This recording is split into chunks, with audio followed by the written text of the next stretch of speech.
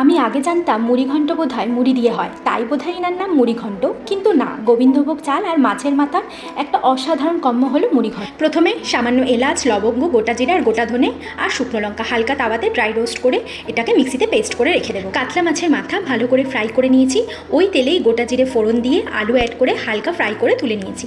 দেন add করেছি কুচানো পেঁয়াজ, আদা, রসুন আর কাঁচা লঙ্কা একসাথে বেটে নিয়েছি, সেটা অ্যাড করলাম। বেশ ভালো করে নাড়াচাড়া করার পর আমি সব স্পাইসেসগুলো অ্যাড করে দেবো। সামান্য চিনি অ্যাড করেছি জাস্ট ফর টেস্ট। হালকা নাড়াচাড়া করে অ্যাড করবো টমেটো কুচি। বেশ ভালো করে নাড়াচাড়া করতে হবে যতক্ষণ না পাশ দিয়ে এরকমভাবে তেল রিলিজ করছে। অ্যাড করবো গোবিন্দভোগ চাল, 1-2 মিনিট ভালো করে মশলার সাথে ফ্রাই করে নেব। এরপর একে একে অ্যাড করবো মাছের মাথা, আলু, সবটা ভালোভাবে মিক্স করব। সাথে অ্যাড করে দেবো স্বাদ মতো নুন। মাছের মাথাগুলো একটু ভেঙে ভেঙে দেবো। অ্যাড করবো পরিমাণ মতন জল। ঢাকনা অ্যাড করে 4-5 মিনিট ফুটিয়ে নেওয়ার পর ঢাকনা খুলে আগে থেকে গুঁড়ো করে রাখা ড্রাই স্পাইসেস, ঘি আর গরম মশলা অ্যাড করে সবটা ভালোভাবে মিক্স করে আমি গরম গরম সার্ভ করব। মুড়িঘণ্টতে মুড়ি নাই থাকতে পারে, তবে এই অসাধারণ কম্বোটা খেতে হয় অত্যন্ত দারুণ।